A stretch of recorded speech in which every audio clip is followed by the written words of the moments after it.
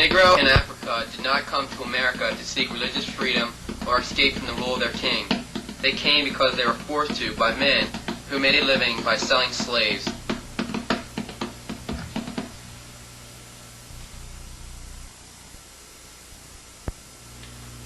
Mass numbers of them were put into ships and brought over by slave traders. The conditions were appalling. This picture illustrates the way they came to America. Because of overcrowding, many got sick and died on the voyage. When the Negroes arrived, they were taken to the auction block and sold to plantation owners for the highest bid. Plantation life was often harsh and severe. Slaves worked long hours in the cotton and tobacco fields. Some were house servants also. Frederick Douglass, the foremost Negro, was born a slave. He escaped to freedom and became the leading Negro orator of his time. He published the North Star, which helped make people aware of unfairness to blacks. In later life, he was marshaled to the District of Columbia and ministered to Haiti.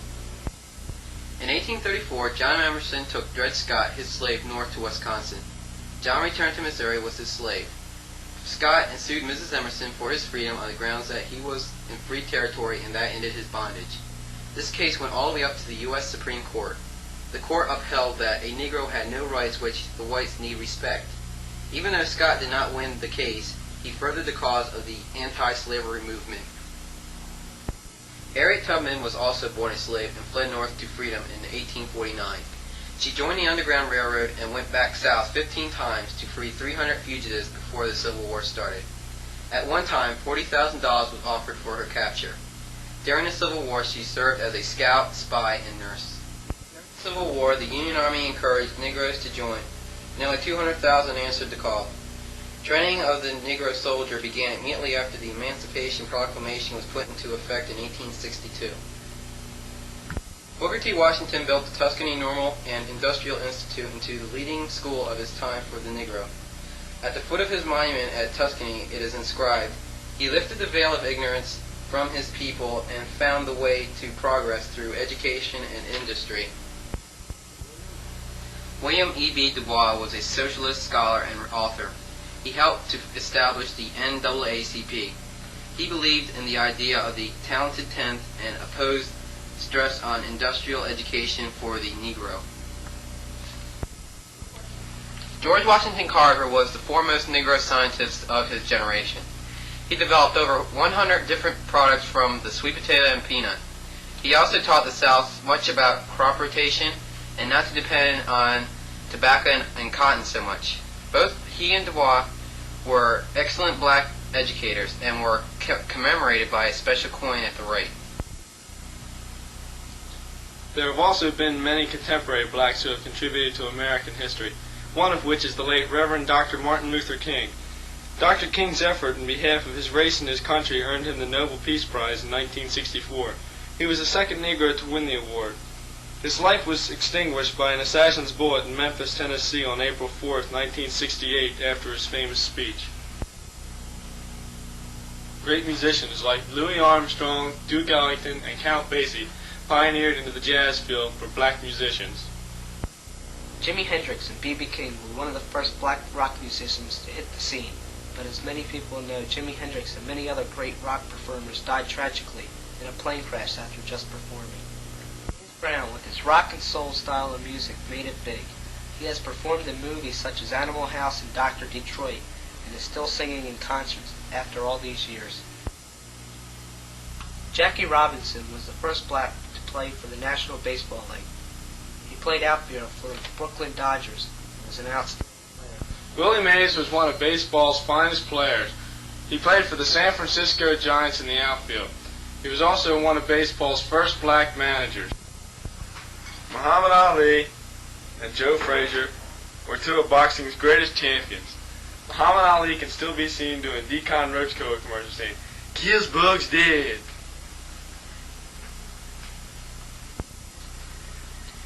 Jim Brown was the National Football League's leading rusher 8 times in 9 years. In the 1963 season, he gained a total of 1,836 yards. Johnny Mathis was one of the leading black singers of his time.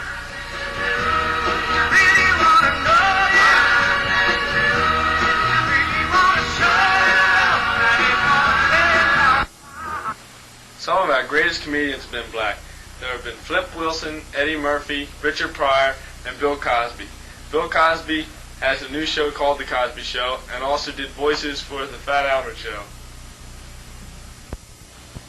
There have been many popular black singers, some of which are Lionel Richie, Michael Jackson, and Donna Summer, and there are others that you know.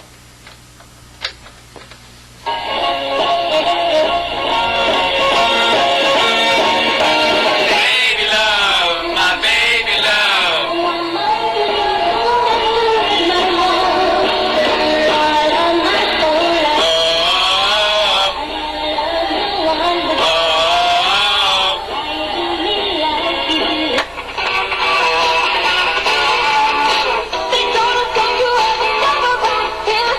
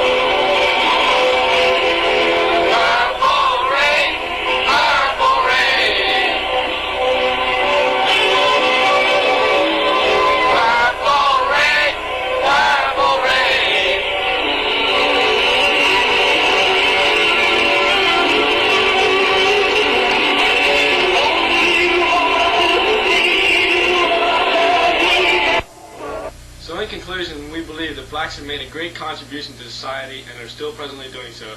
Goodbye! Long. Goodbye! Goodbye!